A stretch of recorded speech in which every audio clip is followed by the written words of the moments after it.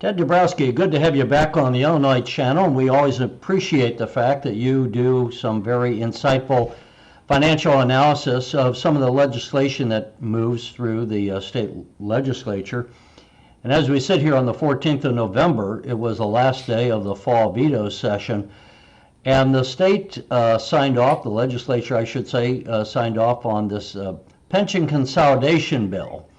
And we wanted to get your insights on what you think about that. And I would tell the viewers, as often what happens, a bill is pitched as being one thing, but then people slip other paragraphs in under the heading, and sometimes it changes a little bit. So we're going to talk with Ted to get a little bit more insight about what is going on. So Ted, on this pension consolidation, what is your analysis of it? Well, so the idea here behind this pension consolidation bill was that there are 650 independent police and fire pensions across the state, and they make their own investments, and it's very ineffective, inefficient. It costs more to do it that way. And so the idea was they're going to keep the funds separate, but at least pool all the monies into two different funds, one for the police and one for the fire across the entire state. And that way the funds could make bigger and better investments and do them more affordably. And so, in concept, that's a great idea. Anybody who's got money sitting around invested poorly, the best thing to do is to bring it together and consolidate it. So it's a good idea. Of course, in Illinois, you never know how that plays out, whether, if there is more better returns realized by the government, how will that money be spent? Will it be used to make the pension funds stronger because they have more money, or will they be used to hire more people and effectively give out more benefits? We don't know, but it's the right thing to do to consolidate.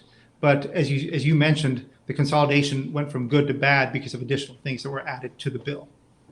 And what, I was going to say, first of all, the governor had a press conference today and was very proud of that they did this and pulled it off. And he has said before that this will increase the return. They guesstimated by about 2% annually. Certainly that's a good thing.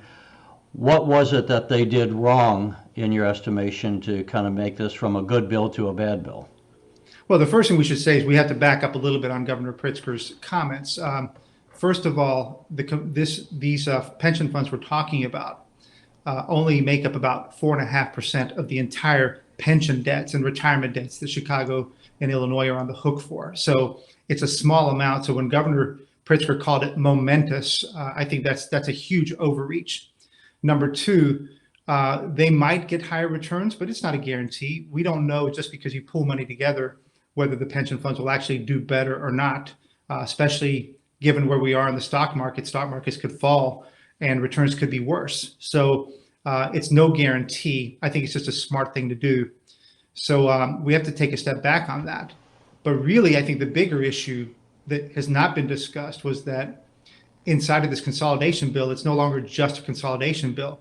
It also became a bill to increase benefits for tier 2 workers in the police and fire funds. And those tier 2 workers are those workers hired after January of 2011.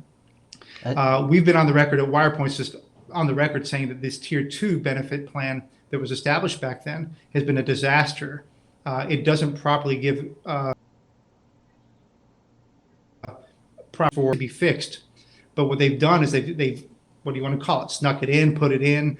They put in these reforms that increase the cost of pensions within a consolidation bill, which was meant to just improve investments.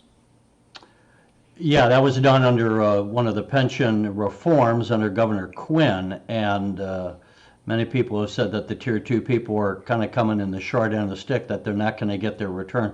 Going back to, yes, this to a comment you made, the stock market can go up and down. We're almost at an all-time high, right around an all-time high right now. So certainly no one would be surprised if it were to take a dip here and there. But all things being equal, I think you would agree it's good not to have all the different administrators, all the different financial advisors, and all their different fees. So by consolidation, ideally, we're going to be removing some of that piling on and layering on of fees, right? I mean, so in that sense, it's a good thing.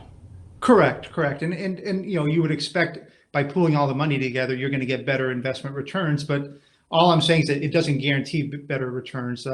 Now, instead of having 650 funds, having a diversified returns, if the big fund makes mistakes and invests poorly, it doesn't mean it does better. So we shouldn't just say it's going to guarantee to make more money because IMRF or other funds have done better in the past. When we look at this, one of the things that this bill almost went off the rails, so to speak, because the police union tried to stick in there something that basically, as I understand it, would have kind of said if there's a finding that someone is disabled and it's a permanent disabled, that the local municipalities, which are going to have to foot the bill, would not have been able to challenge it. And so that almost vetoed this, and I guess apparently that was then taken out, right? That's correct, yeah. So they were going to take the city, and the city councilors, the mayors, and the leaders of a city out of that decision and discussion, and give it that I think would have killed the deal, and it became pretty obvious very quickly, and that was removed from it, and that allowed it to eventually the bill to be passed. Let me, I think you may have mentioned it, but we might want to say this bill of the 652 going into two, one, as you said, one for police, one for firemen. But that does not, I think you said, but I just want to make sure, that does not apply to Chicago, right? Correct, yeah. Chicago is not included in this. Chicago is kept separate. And why is that? Well, it's a lot, it becomes entirely a different political game when you include Chicago in this. And I think it just makes it easier for the legislators to keep Chicago out. There's no reason why we should have so many funds in Illinois, and the police and fire in theory could be consolidated, but it's an entirely different discussion politically. There's a lot of economics around that, and there's other bigger problems, as we know, in Chicago with the funding of their pensions and how poorly they are. The police fund is about 24% funded. The fire pension fund is only 18% funded. So those two funds by themselves are effectively broke.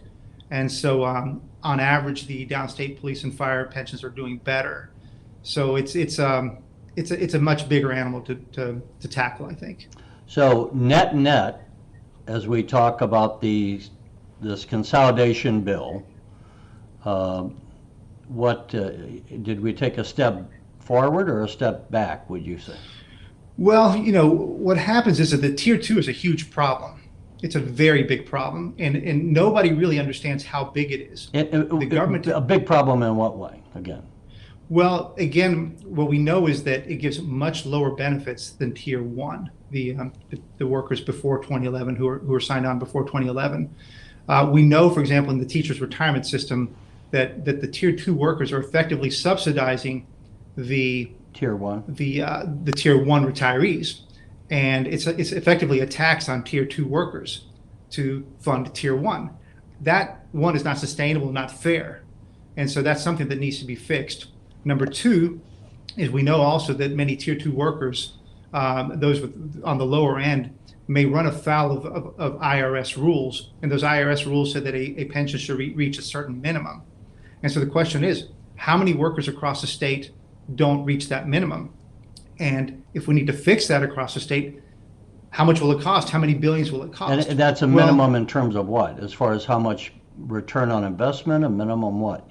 No, they have to, they compare it to Social Security. So it has to be a sufficiently robust retirement so that it doesn't run afoul of Social Security laws. It has to be higher than Social Security would be? Yeah, they have a comparison, and they call it a safe harbor, but basically they're trying to protect. So if a state or a city has its own retirement plan, it can't be worse than Social Security rules. So this is a problem because we know it's a problem across the state, but the state has never quantified how much it is. When are we in violation of that rule? How many people are in violation of that? Tier 2 is a massive problem that needs to be fixed. And what they've done in this consolidation bill, Terry, is they snuck in reforms only for police and fire. And they've done that under the claims that because of the money they'll save on interest costs, they can use that to pay additional monies to tier 2 workers in police and fire. But many people are saying that these changes are going to be the model for the rest of the state. Well, if they're the model for the rest of the state, how much is it going to cost across the state and who's going to pay for it? and what other reforms are going to be done. Not a word of that has been discussed. And for the state, which never comes up and does pension reform, here they've done it on the back of a consolidation bill, which was meant to be all about investments, not about pension reform. Do you ever talk, first of all, I know we've talked about in previous interviews, that if people don't know, what is your expertise in this area? Well, I have a finance, if you're asking me about my personal background? Or? Yeah, just so people know, and for that matter too, why don't you remind people what wire points is? So just to explain, why do we go to you as an expert? What makes you an expert? Well, first I'll tell you about WirePoints. WirePoints were a news policy and research group, and our goal is just to make Illinois the beacon of opportunity and a beacon of where to live in this country, like it used to be. When my parents both immigrated to Illinois back in the 60s or late 50s. Illinois is a great state, and we should have people flocking here, like they are, whether it's Tennessee or Texas or South Carolina or elsewhere, places that are growing. And today we're not that state, so we'd like to see the state be a beacon of opportunity again. In my personal background, I've been in finances my whole life. I did sales and trading. I've traded in markets internationally.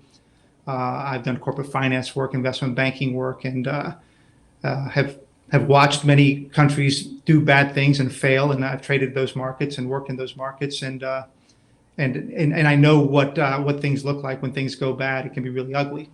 We don't want that for Illinois. We want Illinois to succeed. When you when you do your work, do you touch base? Do you have any ability to talk to any of those in government and offer your views, or are they uninterested? Well, I do, and I have, and I've been working kind of in this reform movement of Illinois and trying to bring fiscal transparency, trying to bring proper governance, better laws, make Illinois financially stable and sustainable. Yes, I've talked to many legislators, many government officials, many people in the pension market, and I think for the most part, when you have one-on-ones, everybody realizes what a mess things are. We're one notch away from junk in Illinois. No state is near junk like we are. Chicago's already junk rated. CPS is 5 notches in the junk. There is no other. In fact, I think we have a graphic here, Mark, if you want. Let me. It looks like us. We are the extreme outlier in the country, and everybody should be worried, whether you're from the top, wealthy and an investor and creating jobs here in Illinois, to whether you're a person just trying to make ends meet, or whether you're if you're a government worker, you should be really scared because your pensions are headed towards bankruptcy. This is a graphic we used in a previous story with you, but so it doesn't show the state per se, but it does show Chicago down there in the junk bond status. Right, and Illinois is one notch above Chicago by itself. So it's all like the other the states are above that. BAA3 is where Illinois Correct. as a state would be, huh? Correct. Yeah. So the point is, it's not good, and maybe the only good news there is, as you kind of said, that after so many years of kicking the can down the road, maybe they're going to do something about it. But just so they're trying to do something here. It's got its own problems, as you've mentioned already. Well, Terry, let me just jump in here. So the point would be, Illinois and Chicago are in really bad shape. And the bill they just passed, this consolidation bill, does nothing. Let me be more clear about that. It does nothing to fix the problem. Okay. Yes, it's better for investments. Hopefully, we'll have slightly higher returns because of that consolidation. But as I mentioned, those funds for the police and fire make up just 4.5% of our total problem. And we didn't fix the Illinois police and fire funds. We just made them slightly better. So no, we can't celebrate at all on this thing. It's kind of a house cleaning bill, but we shouldn't celebrate that we've actually done anything real. The fact that the police union was trying to pass this piece of put into that legislation what we mentioned about how they could have disability and then claim it without the municipalities having an input in it. Is that an indication to you that maybe some of those in leadership in the union side on the fire and police, or I don't want to paint pictures or blame people where it doesn't belong, so I'm asking, to what extent do you think that the union members are not appreciative of maybe how deep of a problem their own pension systems are in? Well, it's hard for me to try to pin, who's trying to do what. But what we do know in Illinois is that, whenever there's a bill that makes sense, it gets, let's use the word corrupted by a whole bunch of other stuff. It always does, right? And there's things hidden in it. And I think the more important thing to me is how they tried to fix this tier 2 problem in some way by putting in this language only for the police and fire. I spoke to one of the major pension funds in Illinois yesterday, and this official told me, shocked that it's immoral for them to have only tackled the tier 2 problem for a small group of certain number of workers in Illinois, and totally ignore the other tier 2 workers who are struggling under the bad law of 2010. So, when you put in things like this, when you don't know the cost of reforms, especially in a place that's so deeply in trouble because of pensions, it's just irresponsible. Before we close out, let's just switch a little bit. The mayor of Chicago came down. She needs some work done on the casino. They were taxing it so much no one could make any money the way the tax system was set up. She may or may not be looking to get some bailout. She apparently at one time was trying to see if the state would take over her city's pensions problems, which I don't think they're going to do.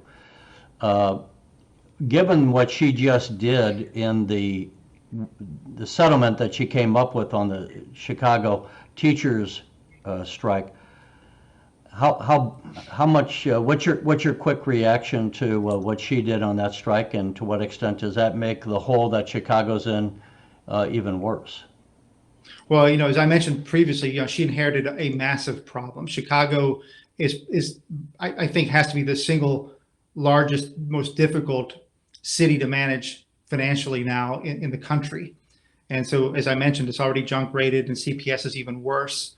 So her hurdle for trying to solve the problems without chasing more people out of Chicago is huge. And so, as you mentioned, she back in June, July, went to Governor Pritzker right when she came in and asked for Governor Pritzker to take over the city pensions because she felt like they weren't manageable anymore. And of course, Governor Pritzker had to say no because the state's already one notch away from junk. And if the state were to assume those pension debts, the state would be junk rated. So it's a horrible situation. And so what's really surprising then is, of course, is that having asked for that state takeover, that she went to the CTU during the strike and gave what she termed the most generous contract ever to the CTU. And then now is back in Springfield asking for an allowance to do more taxes, through the casino fees and through a progressive real estate transfer tax.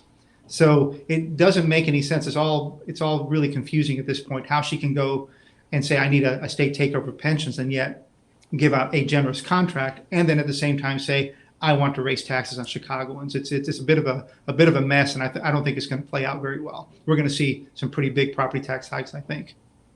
Are you hopeful in any areas? I know every time we talk, it seems like we're talking about doomsday. Maybe there is no reason to be hopeful, but is there any good things happening, or any reason to be encouraged in any way? Well, it looks like she's not going to get her. It looks like she's not going to get what she wants out of Springfield. Certainly on the real estate progressive tax, I think it's been a no. She was counting on $50 million for that in 2020 and $100 million in the next year. Well, that seems to be gone. So that means her other option is property taxes. And then on the casinos, it's not clear whether where that ends up. So it could be that she strikes out, and her only option is more property taxes. But I tell you, the one good thing I think for both Illinois and Chicago is that the economy nationally continues to boom, and the stock markets continue to boom. So that hides a lot of cracks the problem is going to be if and when that slows down. We hope it doesn't, but if that slows down, the pressure on revenues in the city, in the state, sales tax revenues, income taxes, all that will be felt, and that's when it gets dangerous. Yeah, and the problem, as we said before, if your pensions are not getting fixed when the stock market is at an all-time high, and surprisingly, there's still a lot of people who don't realize that they put pension money in the stock market. So if your pension isn't getting better off when the market's at an all-time high, and they're not, they keep getting worse, right? So you're right. Yeah, it's we put out a graphic the other day. The S&P 500 in the last decade has tripled. It has tripled, and yet the state and Chicago pensions have gotten dramatically worse. I mean, you're talking about something like $60 billion worse. The whole is $60 billion bigger at the state level, and it's another whatever it is. It's huge also at the city level, Chicago level. Have you? So, I'm sorry. I was going to say, have you done any analysis? I mean, this is going to be kind of a black comment, but black in terms almost like black humor. But one of the things that would fix the pensions is as the baby boomers and older people die off. I mean, has anyone looked at where are we on the age of the recipients, and to what extent are those who are taking a higher percentage of funds are going to, come to the end of their life, and therefore the drawdown on the pension systems won't be as dramatic? Has anyone looked at that? And maybe that might be one of the answers, right? Sure. Now, the Commission of Government Accounting and Forecasting, COGFA, has done some analysis of how much of the budget will be taken up by pensions over the next 30 years. And even though we have this tier 2 plan that is much lower benefits for the newer workers, those who started back in 2011, we'll still be using a quarter of the budget for pensions for the next, whatever it is, 20 something years. So it takes a long time to get past these tier 1 workers and get to the tier 2 workers who will have much lower benefits. So some people are hoping that we can just last that long. But if you look at the numbers, our pensions continue to get worse and worse and worse, despite the fact that we're putting in record numbers for the next few years. So it would be, I guess it'd be a really lucky scenario that somehow we survived through then. But if you look at the numbers, they're pretty ugly, and it's why Moody's has this almost at junk, and has Chicago at junk, because the promise is not good. So and then we have to bring up the other fact. A lot of people are counting on the tier 2 making the pensions less expensive eventually. Well, this new consolidation bill just admitted something that we've been saying for a few years, is that the tier 2 could end up costing much, much more. And if we're forced to fix that by increasing benefits for all tier 2 workers, well, guess what? We just have a much bigger problem than we thought we did, bigger than it is now. So it's really a really dangerous situation.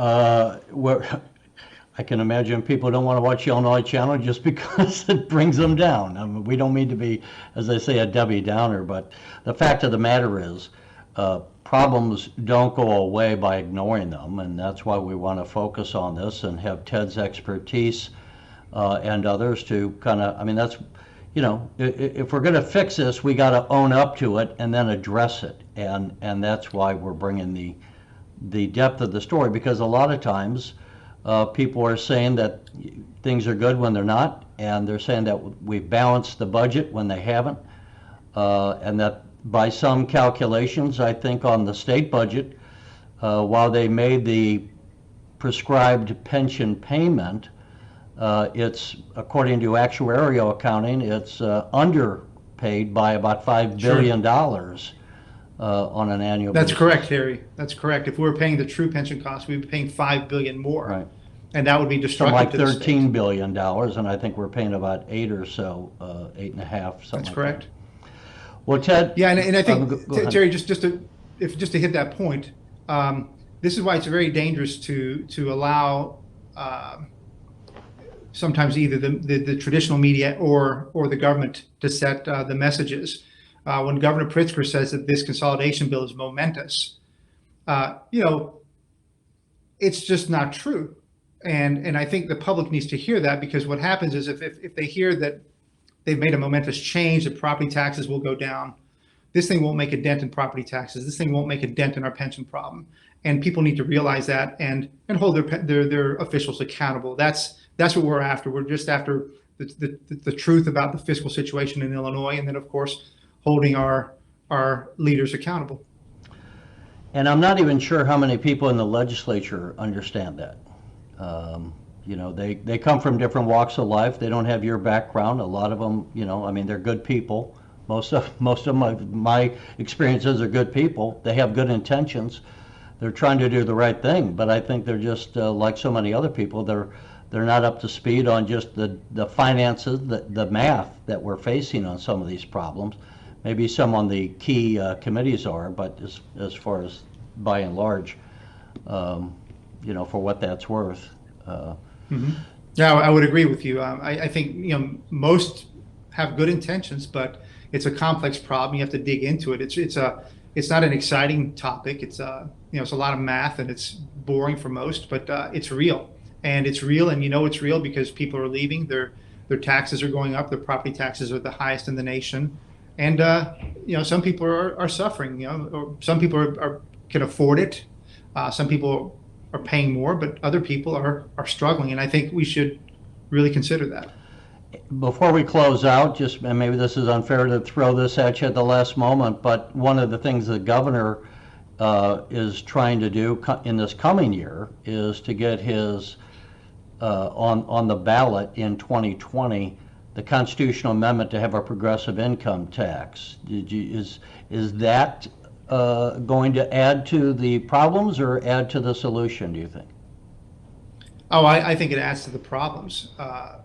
You know, if we haven't learned this by now, is that every time you give the Illinois government more money, they'll figure out how to spend it. They don't spend it on reforms. They don't fix problems. They just spend it.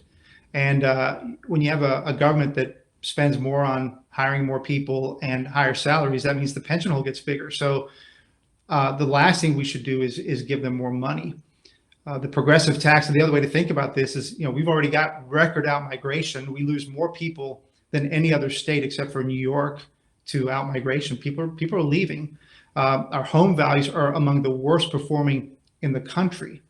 And the amount of debts and taxes we already pay, we have the second highest property taxes in the nation. So if those who are arguing for taxes as a way to fix Illinois, I would argue the exact opposite. I think, you know, it's going to be the straw that breaks the camel's back, or, you know, the nail in the coffin, whatever metaphor you want to use. It would be the exact wrong thing to do.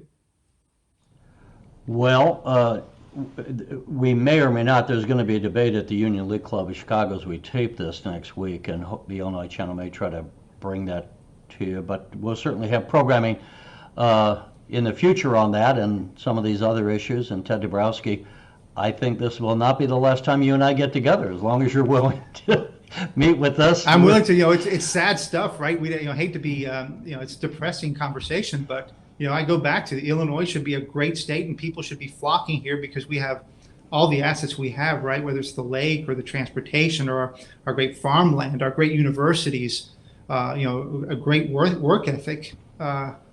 All that is being hurt by really bad policies, and we need to flip that so that people come to the state. This should be a destiny state, and we have to fight for that. You know, I would agree, and I just say, when we bring up this stories like this, and we say the governor's wrong, that he didn't really balance the budget, and that these reforms are not really making the problem any better.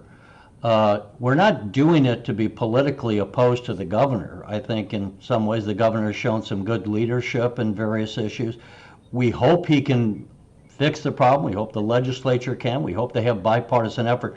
So the point is, we are just trying to say the reality is the reality, and we're not here to sweep the dirt under the rug and put out press release news. We're trying to say these are the numbers. It's not a political problem, it's a math problem, first and foremost. And then how politics responds to it is something else. And they can either pretend to be fixing the problem or fix the problem. But but we're not going to fix it by ignoring the realities, right? I mean, That's right. It's the problems have gotten really big, and they get harder and harder to solve. And then, I guess, it's kind of like the hole gets so big that the current people in power figure they can't fix it. So all they can do probably is paper over it somehow, kick the can, right? And hope that something comes along, right? We don't know what that something is, but maybe, some huge stock market returns happen, and that's what they're hoping for. Some big tax hike will solve it, but the hole is now so big that tax hikes will only make things worse, and it'll hide the problem. So you're absolutely right. It's tough to talk about these tough problems, but we can't ignore them. And if we care about the state and keeping it intact and keeping it strong, then we need to act now. A place like Detroit was a great, powerful place at one point, but every 5 years they kicked the can. They lost people, they lost industry, they lost investment. They kicked the can again, and it was a cycle that happened, 5 or 6 times until there weren't enough people left in the city anymore. And that's, we want to avoid that in a place like Illinois. We don't want to be having this discussion 20 and 30 years from now that we blew it 30 years ago and we didn't fix the problem at the right time. I think Detroit is a good object lesson if people want to use it as an object lesson. And one of the problems that we have, and probably they had predominantly, is an attitude that it's not going to happen to us. We're too powerful. We're too wealthy. We're not going to go broke. Mm-hmm. And that's what Detroit thought until they drove it into the ground. We don't want great American cities to be driven into bankruptcy. And sadly, that's what Chicago has been on that course for the last 30 years. And if we're going to save it, we're going to have to take some realistic medicine and roll the sleeves up and get some reforms that are really going to be meaningful. That means everyone, if you're going to want to have a pension in the future, and home values that aren't gutted by higher and higher and higher taxes, they're going to have to address it. Can they do anything aside from changing the Constitution in your estimation, or is that what has to be done on the pensions? Yeah, we have to start with amending the Constitution, because if you don't, the numbers are so big, and the debts. Detroit had problems, but its big debts were bonds. They had much smaller pension debts than we do. But in Chicago they just and Illinois, borrowed too much. Is that it? Yeah, they had much more borrowings, and so their crisis was around bonded debt. Our crisis is around pension debt. We don't have nearly as much bonded debt, so we could try to beat up Wall Street as much as we want. The big problem is in how much pension debt we have, and so you can't fix Illinois, you can't fix Chicago unless you reform that debt and reduce the debt, and that means you have to have a pension amendment. So until you get that, it's really hard to do a whole lot. Ted Dabrowski, we always keep you longer than we say we're going to. Like other No people, problem. I guess I'm a little fibbing when I say it's going to be a short interview. But you're a wealth of information. We always appreciate your time. It's late in the day. We'll let you go, and then we'll look forward Thank to you, the next Terry. time we talk. All right, take Thanks care. so much.